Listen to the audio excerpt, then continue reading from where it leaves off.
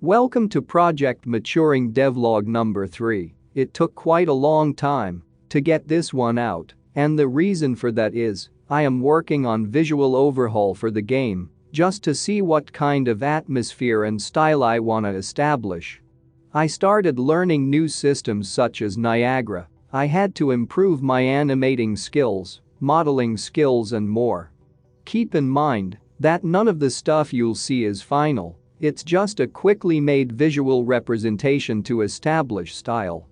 So, first thing that I decided to do were players' arms. I knew that this would probably be the longest taking part, owing to the fact that arms require a lot of animations, and when it comes to players' arms, these animations have to be perfect, otherwise they don't look good. So I did a few sketches in Photoshop just to see the general structure and went straight to Blender, where I made this arm model fairly quick. It was nothing mind-blowing, but for now it works, so I tried adding second arm, which would in fact be human arm, but it just didn't fit. Maybe I'll return to it some other day, but for now, more mechanic style for both arms is what I'm going for.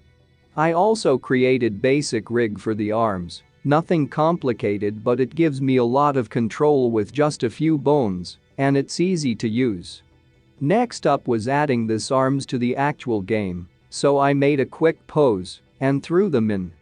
As you can see, it looks really bad, the pose, shading, everything was just off, but for prototyping of the animations it was perfect.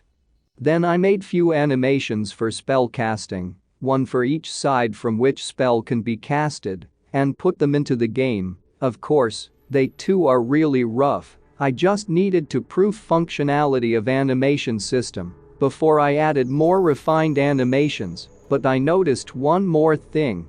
If you cast same spell several times really fast, it will play the same animation, and it just looks boring. So, what I did was that I added played animation index, which tells me what animation should be played from list of animations allowed for certain direction. So I made multiple new more refined animations for each direction, and here are the results. I think it looks way better now, and especially with animations that I added later it looks really fluid and overall great. Animations were already looking pretty solid, but they weren't even remotely close to being finished. Next up I added few movement animations, which probably took longest to animate because of what I said earlier. If these animations, which player will see all the time, don't look perfect, he will notice. Next it was time for some particles. I made a few particles over last 2 weeks following awesome tutorials from cghow, and the reason why I made only so few particles is that I never used Niagara before, and I wanted to know how it works and not just blindly follow tutorial, so I did just that, and now I think I understand it well enough so that I can make some particles of my own. Then to finish off the visual part of this week, I added a bunch of camera effects, last few animations and a bit of post-processing. I think all these effects and animations combined add a lot to the game, and it'll be much more enjoyable to even look at it now. Next was some more gameplay stuff that I prolonged for the last few weeks. So, first of all I finished stamina system. Now I can decide what action actually takes stamina and how much stamina it takes. This was nothing complicated, probably the easiest part of these 2 weeks. Then it was time for the thing I feared the most. Element switching.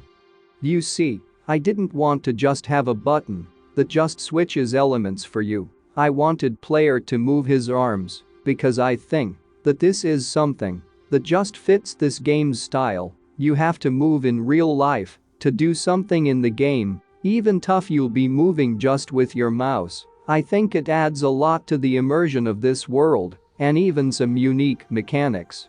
So after this initial prototype I finished it. There were some problems with it, bunch of reworking, but in the end I made it and I think it functions really well. Of course there are some problems such as snapping camera once the element is switched, because you're still moving your mouse. If you're switching quickly, and some other similar stuff.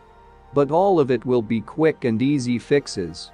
Here are nodes for how I did this. It just takes cursor delta, which adds x value to right value and y value to up value. These two values are then divided by some number, and they are set to the element percentage depending on what direction you're switching.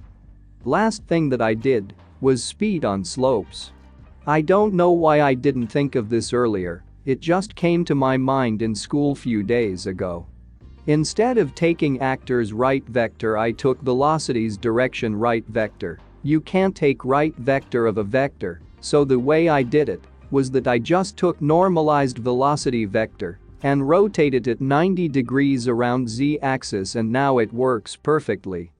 I hope you enjoyed this devlog. I will probably be uploading every 2 weeks from now on, just so I can have more progress done. Keep in mind that all of what you've seen so far is just a prototype done in few weeks. Now that most of the player controller is finished, I will be focusing one more devlog on visuals such as reworking ARM's model. I am working on a new one and I think it looks awesome so far. Also focusing on adding more particles and effects to the game. Don't forget to subscribe and like the video. You can also check my itch.io page in the description. And with all that said, see you in the next one.